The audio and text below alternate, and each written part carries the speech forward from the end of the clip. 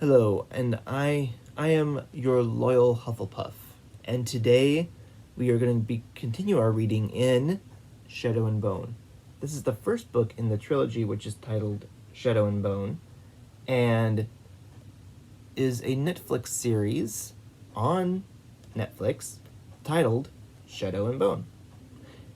It's also this Netflix series also is based on the first book of a duology titled Six of Crows. I hope you all enjoy this as I am enjoying reading this to you guys. So let's go get started. As winter drew to a close, talk turned to the king and queen's feet at the Grand Palace.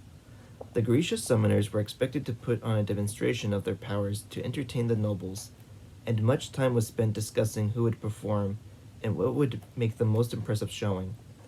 Just don't call it performing, Genya warned. The Darkling can't stand it. He thinks the winter feat is a giant waste of Grisha time. I thought he might have a point.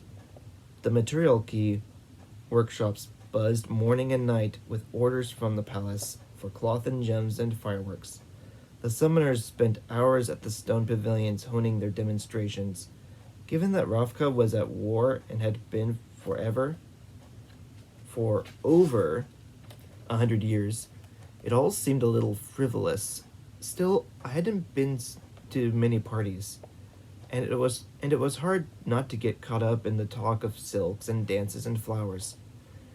Bagra had no patience with me. If I lost focus for even a moment, she'd smack me with her stick and say, "Dreaming of dancing with your dark prince?" I ignored her, but too often she was right. Despite my best efforts, I was thinking of the Darkling. He disappeared once again, and Genya told me that he'd left for the north. The other Grisha speculated that he would have to put in an appearance at the winter feat, but no one could be sure. Again and again, I found myself on the verge of telling Genya about the kiss, but I always stopped just as the words were on my lips. "You're being ridiculous," I told myself sternly. It didn't mean anything. He probably kisses a lot of Grisha girls.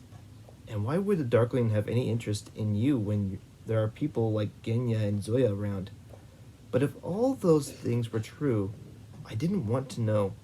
As long as I kept my mouth shut, the kiss was a secret that the Darkling and I shared. And I wanted it to stay that way. All the same, some days it took everything in me not to stand up in the middle of breakfast and shout, "The Darkling kissed me." If Bagra had was disappointed in me, it was nothing compared to my disappointment in myself. As hard as I pushed, my limitations were becoming obvious. At the end of every lesson, I kept hearing the Darkling say, "It's not enough." And I knew he was right. He wanted to destroy the very fabric of the fold, to turn back the black tide of the unsea, and I simply wasn't strong enough to manage that. I'd read enough to understand that this was the way of things. All Grisha had limits to their power, even the Darkling, but he'd said I was going to change the world, and it was hard to accept that I might not be up to the task. The Darkling had vanished, but the apparatus seemed to be everywhere. He lurked in hallways and by the path to the lake. I thought he might be trying to trap me alone again, but I didn't want to listen to him rant about faith and suffering. I was careful never to let him catch me by myself. On the day of the winter feat, I was excused from my classes, but I went to see Botkin anyway. I was too anxious about my part in the demonstration, and the prospect of seeing the Darkling again, just sit in my room. Being around the other Grisha didn't help. Marie and Nadia talked constantly about their new silk kefta and what jewels they intended to wear, and David and the other fabricators kept accosting me to talk over the details of the demonstration. So I avoided the domed hall and went out to the training rooms by the stables.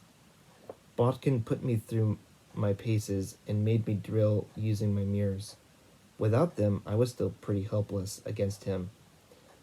but with my gloves on, I could almost hold my own. Or so I thought. When the lesson was over, Botkin admitted that he'd been pulling in his punches. Should should not hit girl in face when she's going to party, he said with a shrug. Botkin will be fairer tomorrow. I groaned at the prospect. I had a quick dinner in the domed hall, and then, before anyone could corner me, I hurried up to my room.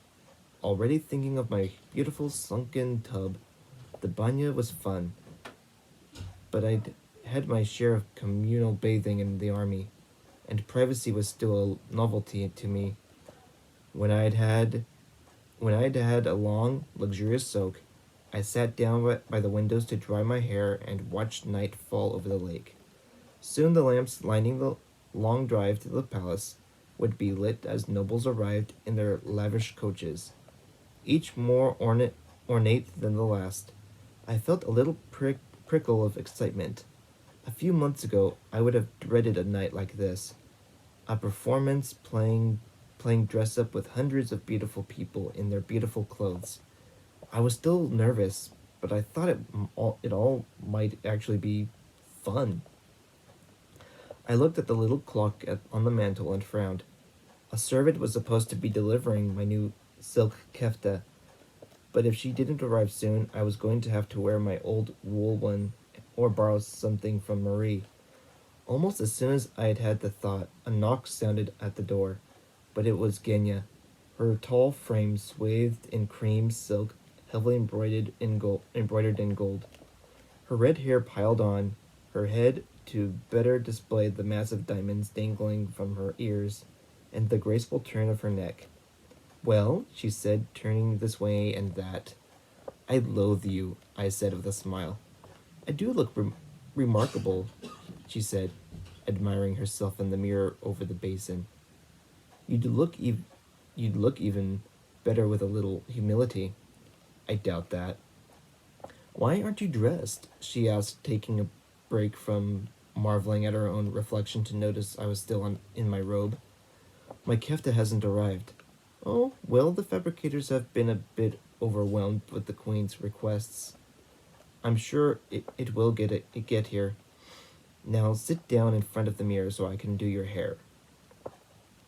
I practically squealed with excitement, but I managed to restrain myself. I'd been hoping Genya would offer to do my hair, but I hadn't wanted to ask. I thought you'd be helping the Queen, I said as Genya set her clever hands to work. She rolled her amber eyes. I can only do so much. Her Highness has decided she doesn't feel up to attending the ball tonight. She has a headache. Ha! I'm the one who spent an hour removing her crow's feet. So she's not going? Of course she's going. She just wants her ladies to fuss over her so she can feel even more important. This is the biggest event of the season. She wouldn't miss it for the world. The biggest event of the season. I let out a shaky breath. Nervous? Asked Genya. A little. I don't know why. Maybe because a few hundred nobles are waiting to get their first look at you. Thanks, that really helps. You're very welcome, she said, giving my hair a hard tug. You should be used to being gawked at by now, and yet I'm not. Well, if it gets too bad, give me a signal, and I'll get up on the banquet table, toss my skirt over my head, and do a little dance. That way no one will be looking at you. I laughed and felt myself relax a bit. After a moment, trying to keep my voice casual, I asked, Has the Darkling arrived? Oh yes, he arrived yesterday. I saw his coach. My heart sank a little. He had been in the palace for an entire day, and he hadn't come to see me or called for me. I imagine he's very busy, said Genya. Of course. After a moment she said softly, We all feel it, you know. Feel what? The pull. Toward the Darkling, but he's not like us, Alina. I tensed. Genya kept her gaze studiously focused on the coils of my hair. What do you mean? I asked, even to my own ears. My voice sounded unnaturally high. His kind of power, the way he looks, you don't have to be mad or blind not to notice it. I didn't want to ask, but I couldn't help myself. Has he ever I mean, have you and he ever? No, never. A mischievous smile twitched on her lips. But I would. Really? Who wouldn't? Her eyes met mine in the mirror. But I'd never let my heart get involved. I gave what I hoped was an indifferent shrug. Of course not. Genya raised her flawless brows and tugged hard on my hair. Ouch, I yelped. Will David be here tonight? Genya sighed. No, he doesn't like parties.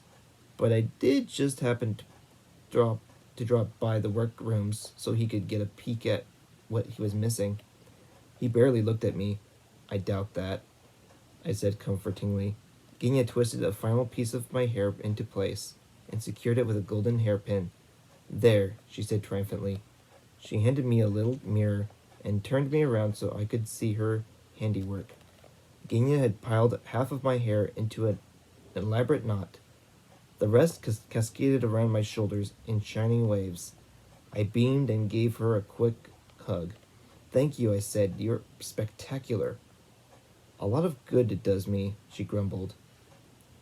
How was it that Genya had fallen so hard for someone so serious and so quiet and so seemingly oblivious to her gorgeousness? Or was that exactly why she had fallen for David?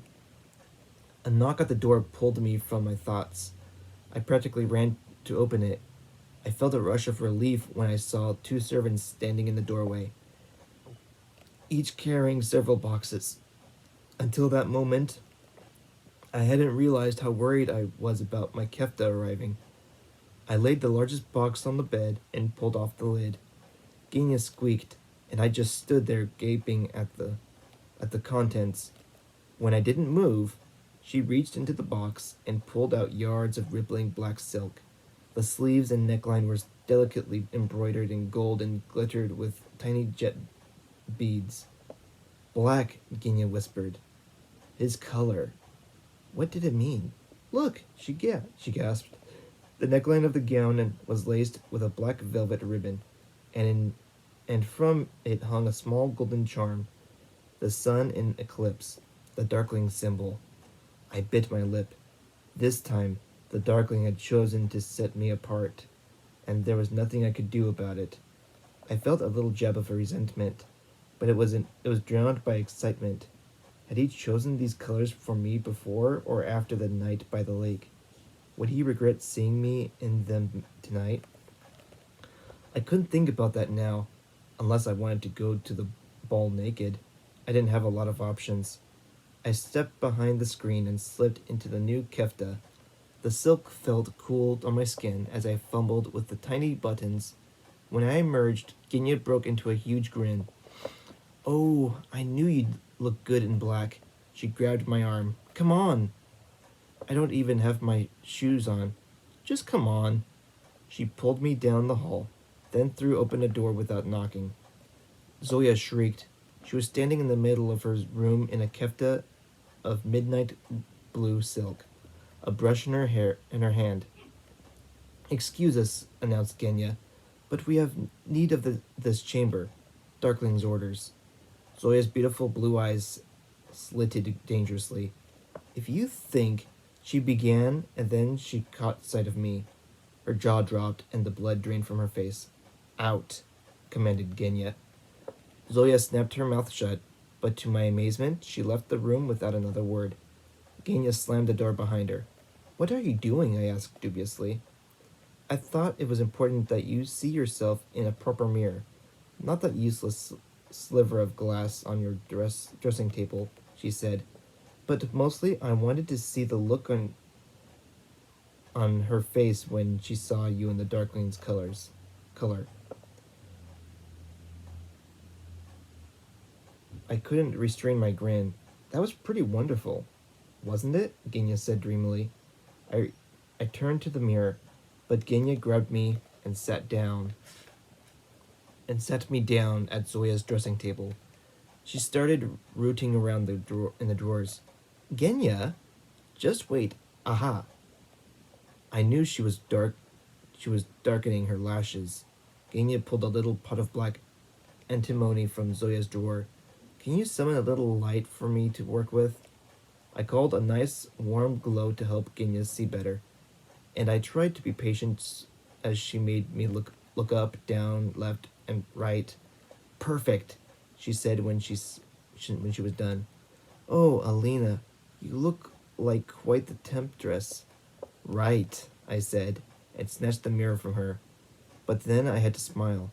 The sad, sickly girl with hollowed out cheeks and bony shoulders was gone. In her place was a Grisha with sparkling eyes and shimmering waves of bronze hair. The black silk clung to my new form, shifting and sliding like sewn together shadows. And Genya had done something marvelous to my eyes, so that they looked dark and almost cat-like.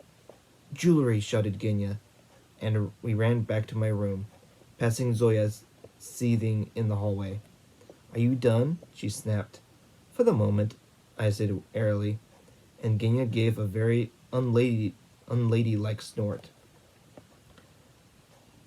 In in the other boxes on my bed, we found golden silk slippers, glittering jet and gold earrings, and a thick fur muff.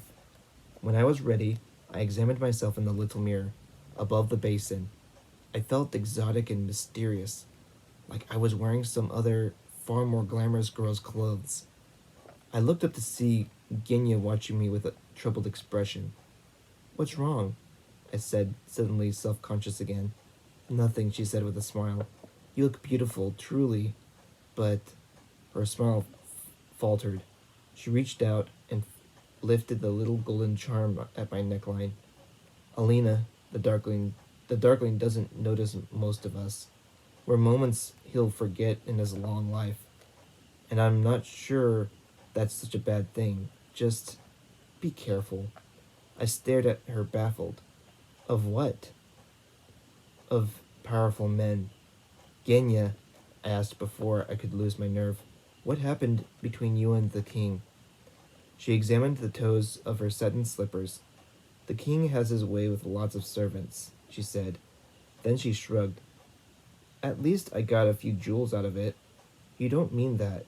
No, I don't. She fiddled with one of her earrings. The worst part is that everyone knows.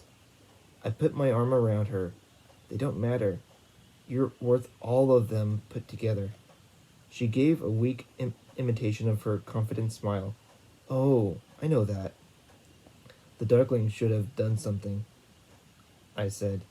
He should have protected you.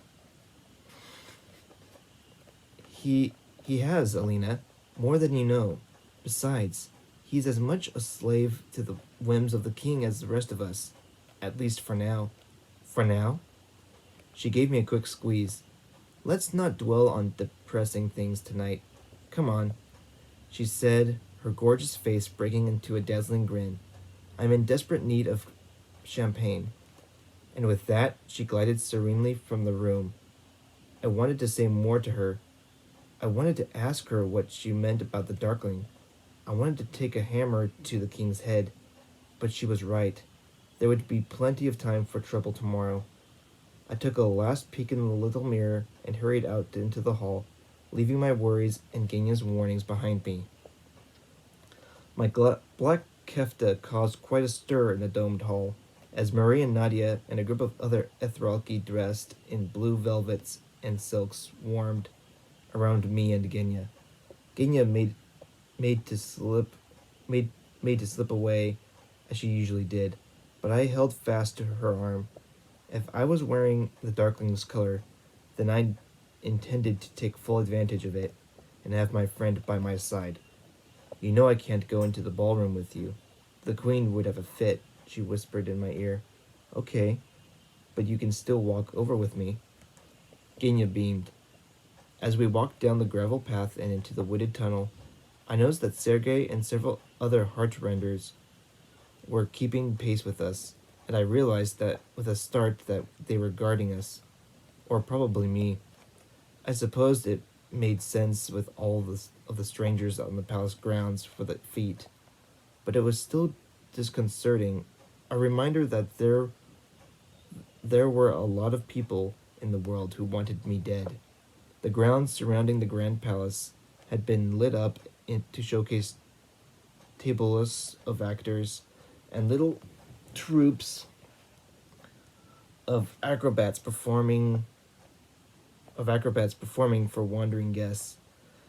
Masked musicians strolled the paths. A man with a monkey on his shoulder ambled past, and two men covered from head to toe in gold leaf rode by on zebras, throwing jeweled flowers to everyone they passed. Costumed choirs sang in the trees. A trio of red-headed dancers splashed around in the double eagle fountain, wearing little more than seashells and coral, and holding up platters of oysters to guests.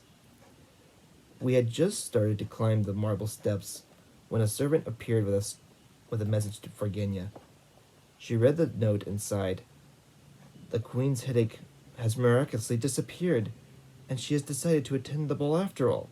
She gave me a hug, promised to find me before the demonstration, and then slipped away. Spring had barely begun to show itself, but it was impossible to tell that in the Grand Palace. Music floated down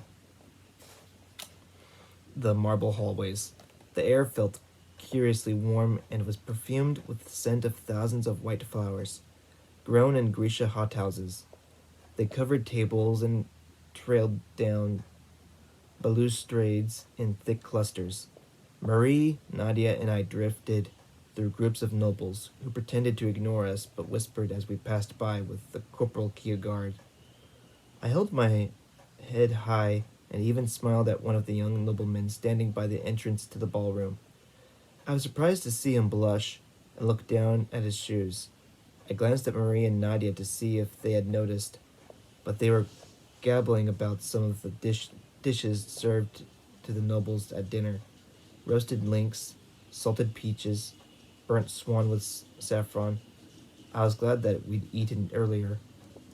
The ballroom was larger and grander than even the throne room had been, lit by row after row of sparkling chandeliers and full of masses of people drinking and dancing to the sounds of a masked orchestra seated along the far wall.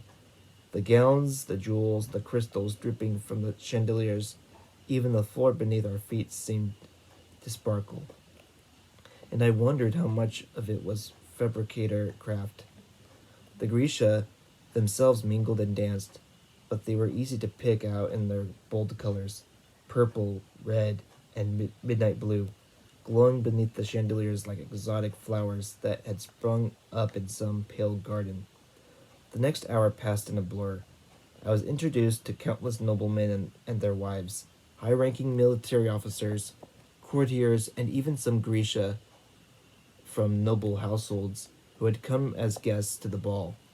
I quickly gave up trying to remember names and simply smiled and nodded and bowed, and tried to keep myself from scanning the crowd for the Darkling's black-clad form. I also had my first taste of champagne, which I found I liked much better than kvass. At one point, I discovered myself face to face with a tired-looking nobleman leaning on his cane. Duke Karamzov, I exclaimed. He was wearing his old officer's uniform, his many medals pinned to his broad chest. The old man looked at me with a flicker of interest, clearly startled that I knew his name. "It's me," I said, "Alina Starkov."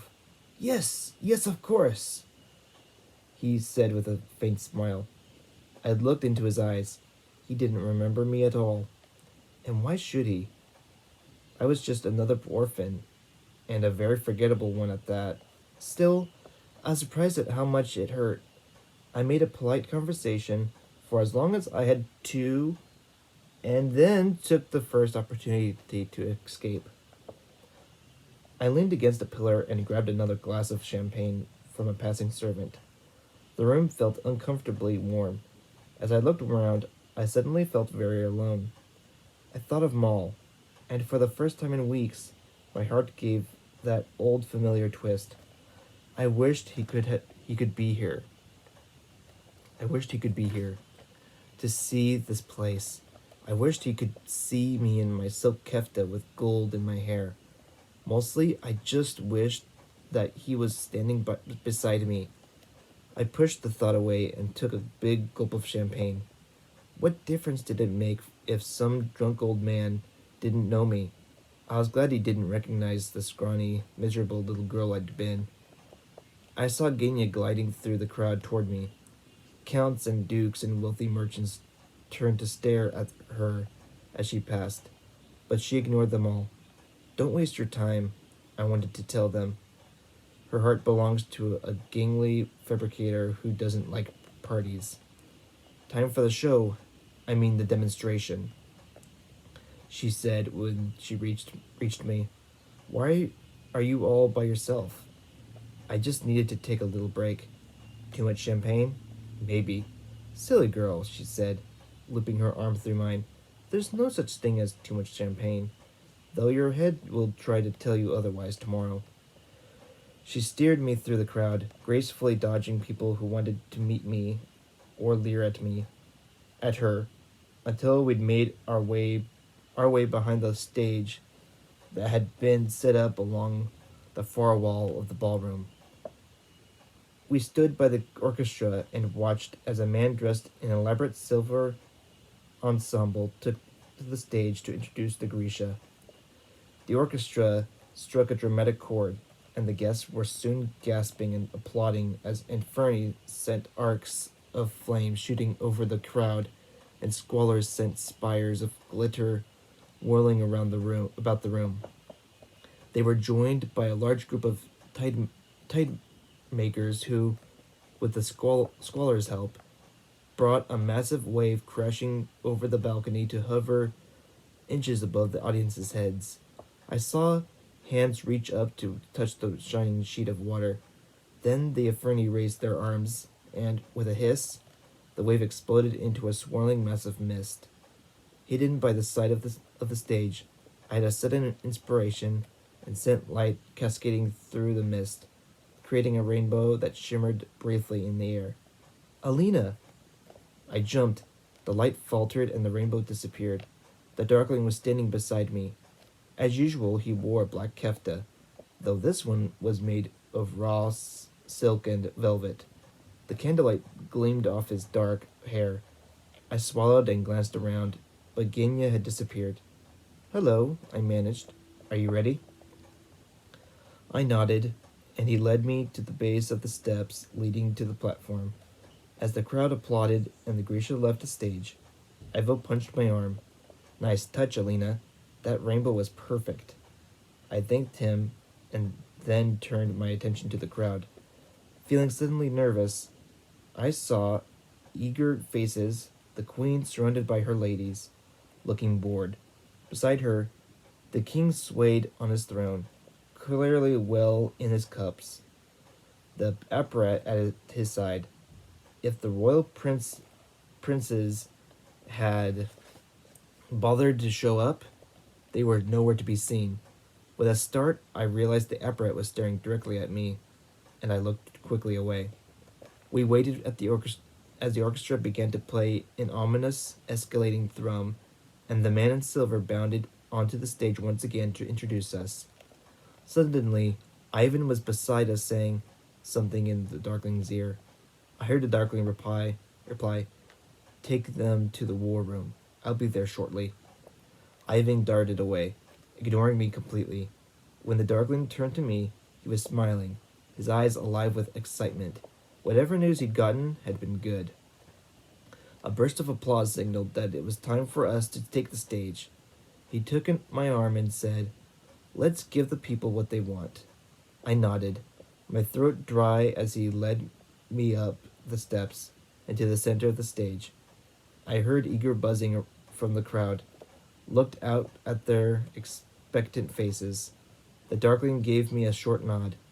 With little preamble, he slammed his hands together and thunder boomed through the room as a wave of darkness fell over the party. He waited, letting the crowd's anticipation grow. The Darkling might not have liked the Grisha performing, but he certainly knew how to put on a show. Only when the room was particularly vibrating with tension did he lean into me and whisper, so softly that only I could hear, "Now." The heart clattering, I extended my arm, palm up. I took a deep breath and called up that feeling of surety, the feeling of light rushing toward me and through me, and focused it in my hand. A bright column of light shot upward from my palm, gleaming in the darkness of the ballroom. The crowd gasped, and I heard someone shout, "It's true!" I turned my hand slightly, angling toward what I hoped was the right spot on the balcony that David had described to me earlier. "Just make sure you aim high enough, and we'll find you," he'd said. I knew I'd gotten it right when the beam from my palm shot out from the balcony, zigging and zagging across the room as the light bounced from one large fabricator-made mirror to the next until the dark ballroom was a pattern of crisscrossing streams of gleaming sunlight. The crowd murmured in excitement. I closed my palm, and the beams disappeared. Then in a flash, I let the light bloom around me, and the Darkling, wrapping us in a glowing sphere that surrounded us like a flowing golden halo. He looked at me and held out his hand, sending black ribbons of darkness climbing through the sphere. Twisting and turning, I grew the light wider and brighter, feeling the pleasure of the power move through me, letting it play through my fingertips as he sent inky tendrils of darkness shooting through the light, making them dance. The crowd applauded, and the Darkling murmured softly, "Now, show them." I grinned and did as I had been taught, throwing my arms wide and feeling my whole self open. Then I slammed my hands together, and a loud rumble shook the ballroom. Brilliant white light exploded through the crowd with a whoosh as the guests released a collective "ah" and closed their eyes, flinging up their hands against the brightness. I held it for a few long seconds, and then unclasped my hands, letting the light fade. The crowd burst into wild applause, clapping furiously and stomping their feet. We took our bows as the orchestra began to play, and the applause gave way to excited chatter. The Darkling pulled me to the side of the stage and whispered, "Do you hear them? See them dancing and embracing? They know now that the rumors are true, that everything is about to change." My elation ebbed slightly as I felt uncertainty creep in. "But aren't we giving these people false hope?" I asked. "No, Alina. I told you that you were my answer, and you are." But after what happened by the lake, I blushed furiously and hurried to clarify. "I mean, you said I wasn't strong enough." The Darkling's mouth quirked in the suggestion of a grin, but his eyes were serious. "Did you really think I was done with you?" A little tremor quaked through me. He watched me, his half-smile fading. Then abruptly, he took me by the arm and pulled me from the stage into the crowd. People offered their congratulations, reached their hands out to touch us. But he cast a rippling pool of darkness that snaked through the crowd and vanished as soon as we had passed. It was almost like being invisible. I could hear snatches of conversation as we slipped between groups of people. I didn't believe it. A miracle. Never trusted him, but it's over. It's over. I heard people laughing and crying. That feeling of disquiet twisted through me again. These people believed that I could save them. What would they think when they learned I was good for nothing but parlor tricks? But these thoughts were only dim flickers. It was hard to think of anything but the fact that, after weeks of ignoring me, the Darkling had hold of my hand and was pulling me through a narrow door and down an empty corridor. A giddy laugh escaped me as we slipped inside an empty room, lit only by the moonlight pouring in through the windows. I barely had time to register that it was the sitting room where I'd once been brought to the Queen, because as soon as the door closed, he was kissing me and I could think of nothing else. I'd been kissed before, drunken mistakes, awkward fumblings. This was nothing like that. It was sure and powerful, and like my whole body had just come awake. I, I could feel my pounding heart, the pressed the press of silk against my skin, the strength of his arms around me, one hand buried deep in my hair, the other at my back, pulling me closer. The moment his lips met mine, the connection between us opened, and I felt his power flood through me. I could feel how much he wanted me, but behind that desire, I could feel something else, something that felt like anger. I drew back, startled. You don't want to be doing this. This is the only thing I want to be doing. He growled, and I could hear the bitterness and desire all tangled up in his voice. And do you hate that? I said with a sudden flash of comprehension. He sighed and leaned against me, brushing my hair back from my neck. Maybe I do, he murmured, his lips grazing my ear, my throat, my collarbone. I shivered, letting my head fall back. But I had to ask, why? Why? He repeated, his lips still brushing over my skin, his fingers sliding over the ribbons at my neckline. Alina, do you know what Ivan told me before we took the stage? Tonight, we received word that my men have spotted Morozov's herd.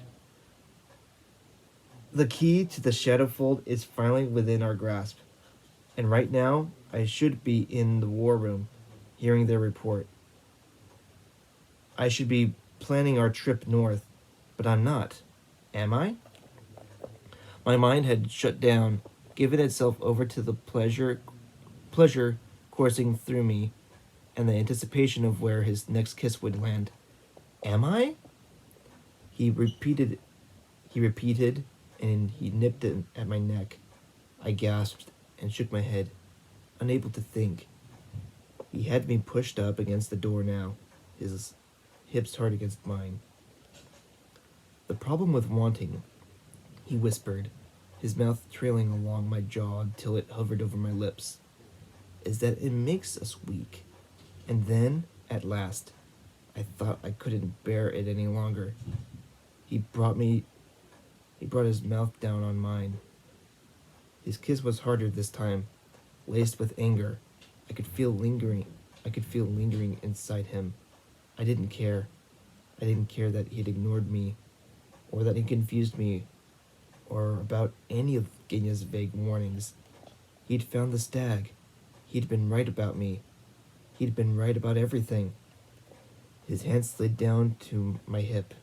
I felt a little thrill of panic as my skirt slid higher and his fingers closed on my bare thigh. But instead of pulling away, I pushed closer to him. I didn't know what might have happened next. At that moment, we heard a loud clamor of voices from the hallway.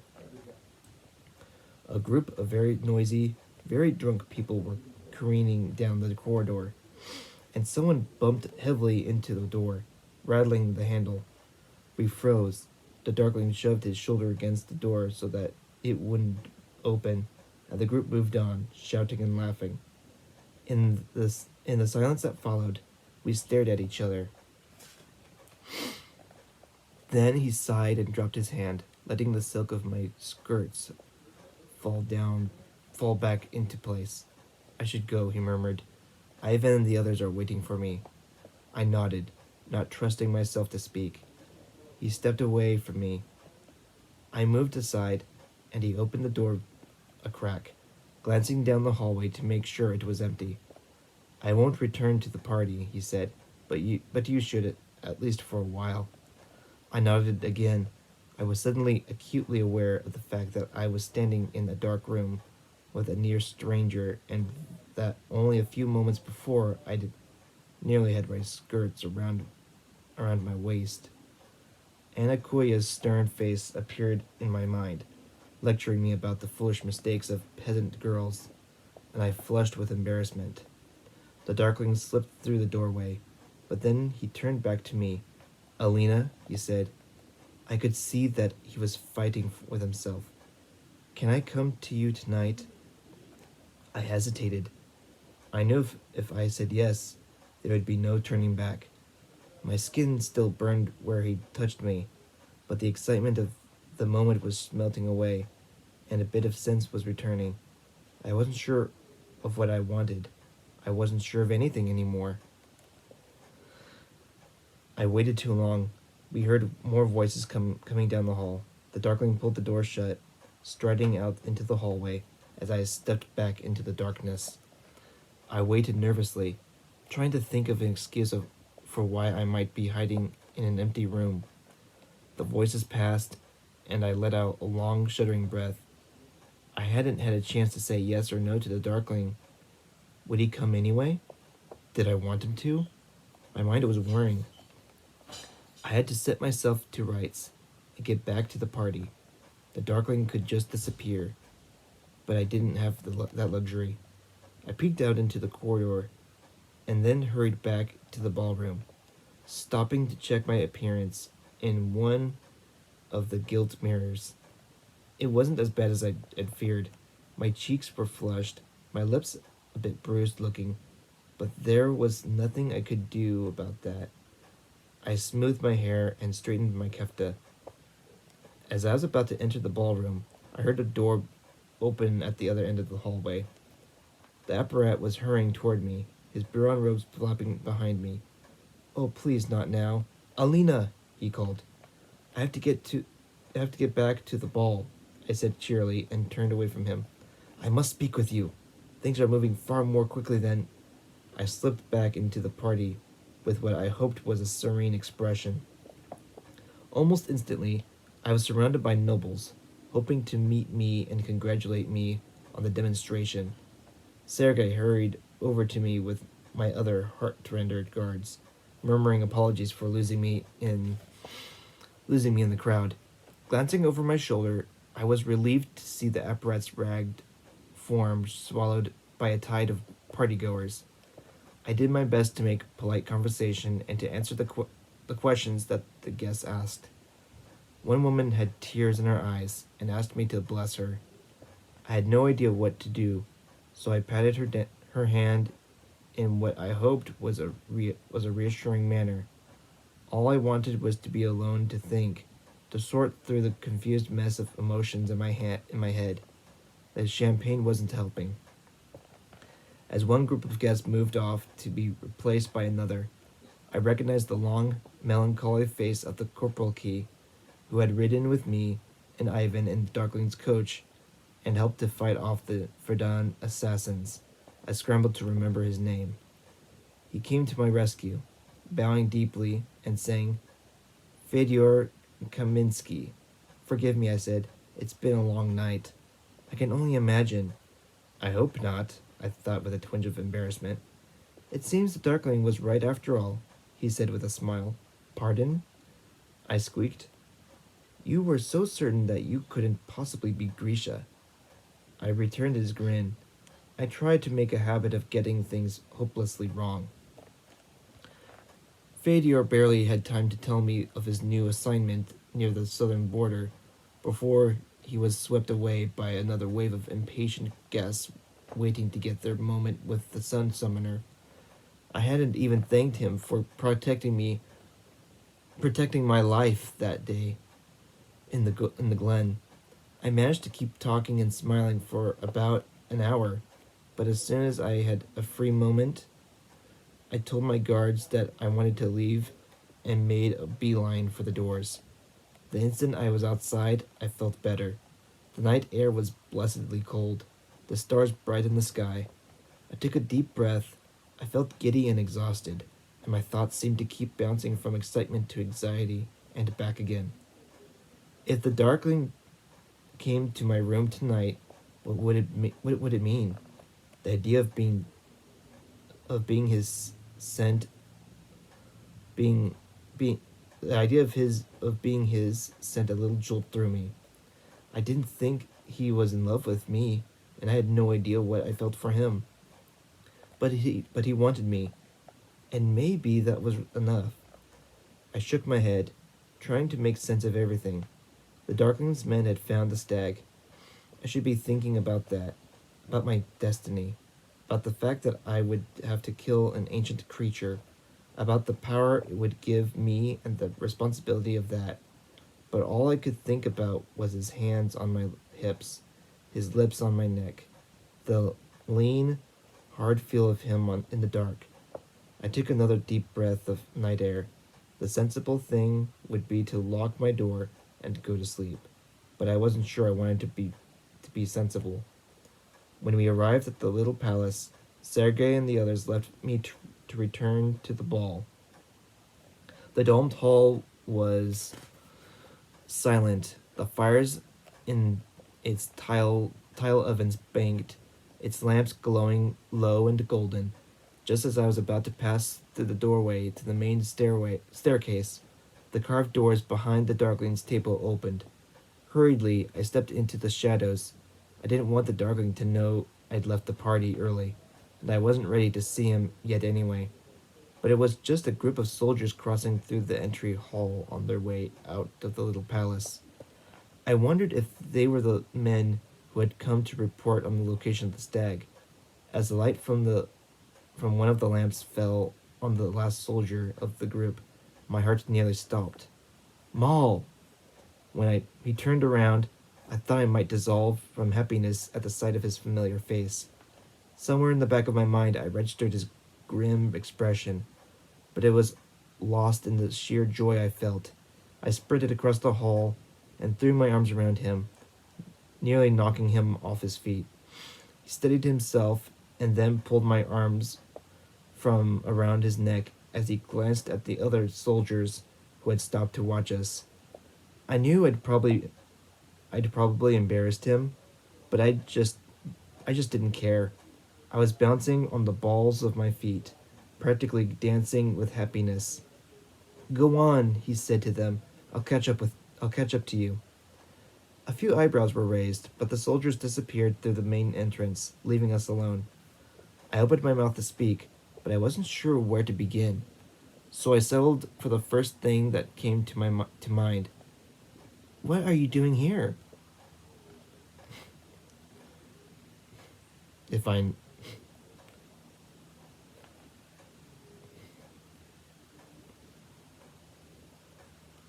How should I know? Maul said with a weariness that surprised me. I had a report to make to your master. My what? Then it hit me, and I broke into a huge grin. You're the one who found most of us heard. I should have known. He didn't return my smile. He didn't even beat my eyes. He just looked away and said, I should go. I stared at him in disbelief, my elation withering. So I'd been right. Maul was done with me. All the anger and embarrassment I'd felt over the last few months crashed in on me. Sorry, I said coldly. I didn't realize I was wasting your time. I didn't say that. No, I understand. You can't be bothered to answer my letters. Why would you want to stand here talking to me while your real friends are waiting? He frowned. I didn't get any letters. Right, I said angrily. He sighed and rubbed a hand over his face. We have to move constantly to track the herd. My unit is barely in contact with the regiment anymore. There was such weariness in his voice. For the first time I really looked at him, and I saw how much he had changed. There were shadows beneath his blue eyes. A jagged scar ran along the line of his unshaven jaw.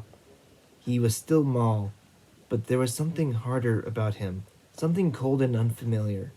You didn't get any of my letters? He shook his head, still wearing that same distant expression. I didn't know what to think. Maul had never lied to me before, and for all my anger, I didn't think he was lying to me now. I hesitated. Maul, can't you stay a little while longer? I heard the pleading in my voice. I hated it, but I hated the thought of him leaving even more. You can't imagine what it's been like here. He gave a rough bark of laughter. I don't need to imagine. I saw your little demonstration in the ballroom. Very impressive. You saw me? That's right, he said harshly. Do you know how worried I've been about you? No one knew what had happened to you, what they'd done to you. There is no way to reach you. There were even rumors you were being tortured. When the captain needed men to report back to the Darkling, like an idiot, I made the trek down here just on the chance that I would find you. Really? That was hard for me to believe. I'd gotten so used to the idea of Maul's indifference. Yes, he hissed. And here you are, safe and sound, dancing and flirting like some cosseted little princess. Don't sound disappointed. I snapped. I'm sure the Darkling can arrange for a rack or some hot coals if that would make you feel better. Maul scowled and stepped away from me. Tears of frustration pricked my eyes. Why were we fighting? Desperately. Desperately, I reached out to lay a hand on his arm. His muscles tensed, but he didn't pull away. Maul, I can't help the way things are here. I didn't ask for any of this. He looked at me and then looked away. I felt some of the tension go out of him. Finally, he said, I know you didn't. Again, I heard that terrible weariness in his voice. What happened to you, Maul? I whispered. He said nothing, just stared into the darkness of the hall. I raised my hand and rested it on his stubby cheek, gently turning his face to mine. Tell me. He closed his eyes. I can't. I let my fingertips trail over the raised skin of the scar of it on his jaw. Genya could fix this. She can. Instantly, I knew I'd said the wrong thing. His eyes flew open. I don't need fixing, he snapped. I didn't mean... He snatched my hand from his face, holding it tightly, his blue eyes searching mine. Are you happy here, Alina? The question took me by surprise. I don't know, sometimes. Are you happy here with him? I didn't have to ask who Maul meant. I opened my mouth to answer, but I had no idea what to say. You're wearing his symbol, he observed, his glance flickering to the little gold charm hanging at my neckline. His symbol and his color. They're just clothes. Maul's lips twisted in a cynical smile. A smile so different from the one I knew and loved that I almost flinched. You don't really believe that. What difference does it make what I wear? The clothes, the jewels, even the way you look. He's all over you. The words hit me like a slap in the dark of the hall. I felt an ugly flush creeping up my cheeks. I snatched my hand from his, crossing my arms over my chest. It's not like that, I whispered. But I didn't meet his gaze. It was as if Maul could see right through me, as if he could pluck every fevered thought I'd ever had of the Darkling right out of my head. But on the heels of that shame came anger. So what if he did know? What right did he have to judge me? How many girls had Maul held in the dark? I saw how he looked at you, he said. I like how he looks at me, I practically shouted. He shook his head, that bitter smile still playing on his lips. I wanted to smack it right off of his face. Just admit it, he sneered. He owns you. He owns you too, Maul. I lashed back. He owns us all. That wiped away his smile. No, he doesn't, Maul said fiercely. Not me. Not ever. Oh, really? Don't you have someplace to be, Maul? Don't you have orders to follow? Maul stood up straight, his face cold. Yes, he said. Yes, I do. He turned sharply and walked out the door. For a moment, I stood there, quivering with anger, and then I ran into the doorway. I got all the way down the steps before I stopped myself. The tears that had been threatening to overflow finally did, coursing down my cheeks. I wanted to run after him, to take back what I'd said, to beg him to stay, but I'd spent my life running after Maul. Instead, I stood in silence and let him go. And that's the end of chapter 14. I hope you all enjoyed that. I know that was roughly an hour long, but I hope you all enjoyed it nonetheless, and I hope to see you all in the next video.